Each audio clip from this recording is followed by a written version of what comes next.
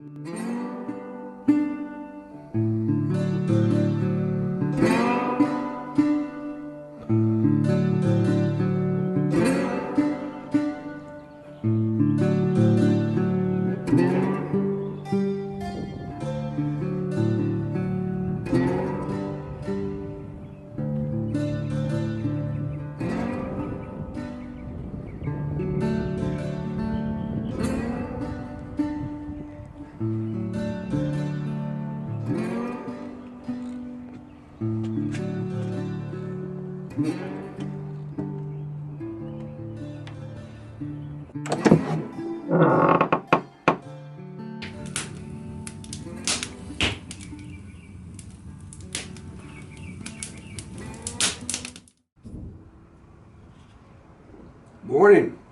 Good to see y'all back here at Coffee Station. Y'all, it's been a while since y'all been here.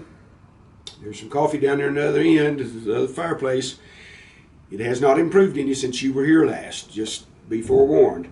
The question came up about visitors at fur trade houses, and we probably need to make a distinction between a visitor and a customer coming through, whether it was one of the tribesmen or if it was somebody traveling through to and fro on their way to somewhere else and they needed a few supplies, stop in a place like this.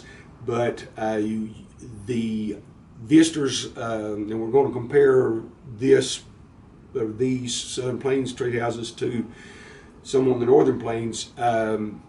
Here there is no record of anybody like an artist or a paleontologist or a botanist or an ornithologist or anybody like that having visited one of these places. They think that if somebody had, that it would have got written down by somebody somewhere.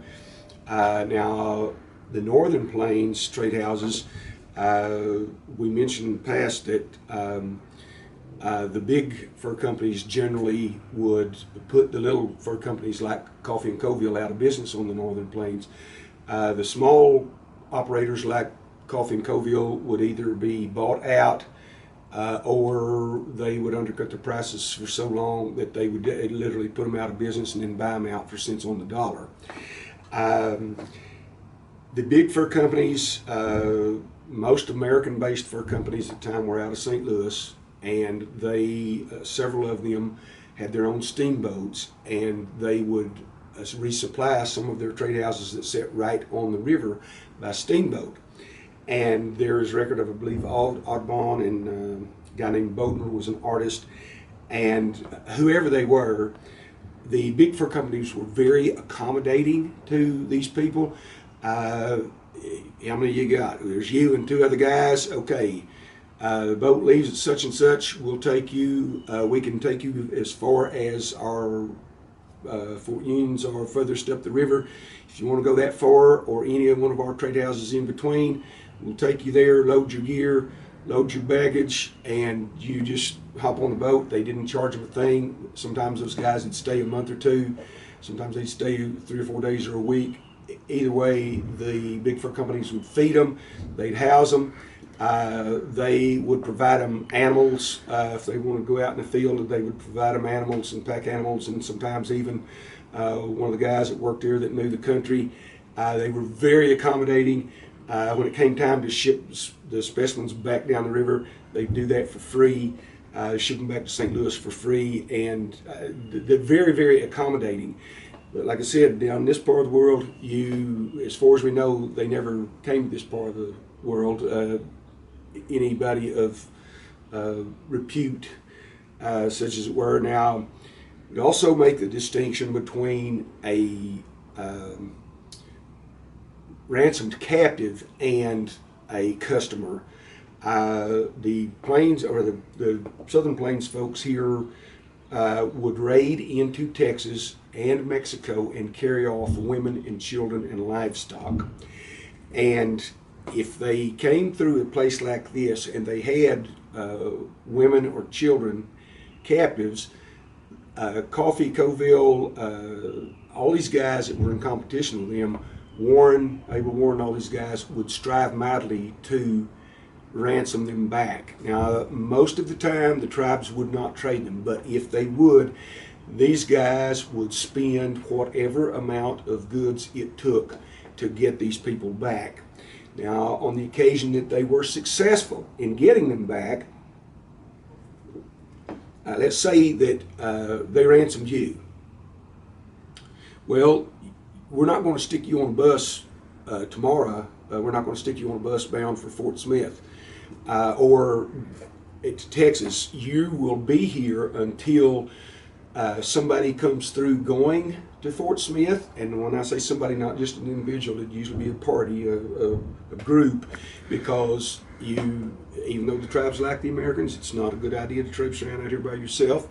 So you're going to be you're going to be stuck here until somebody comes through going back to Fort Smith or comes through here on their way down into Texas, and then you might hitch a ride with them. Otherwise, you're going to be stuck here until we are through trading for that season.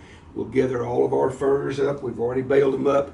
As we go, we're baling them up. We'll put them on the pack mules, and you will go with us back to Fort Smith. There, we will see about putting you, if somebody's going overland to Texas that we know and trust, we'll send you with them. We may put you on a boat and send you to New Orleans, and then on by boat around to Galveston, and see that you get, on your way home like that.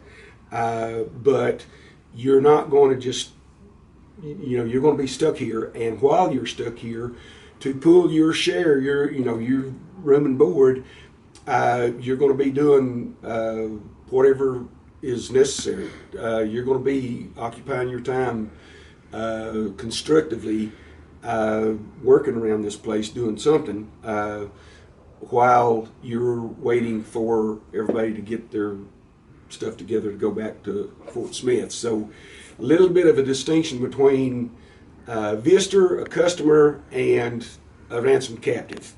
Now, like I said, I hope that is clear. I'm sure it is at least as clear as this coffee that Silas made this morning. Like I said, all you can say about it is it's coffee. It's just, go down there and try some yourself. I think I'm going to go find some hog swill to get this nasty taste out of my mouth. Good to see y'all again.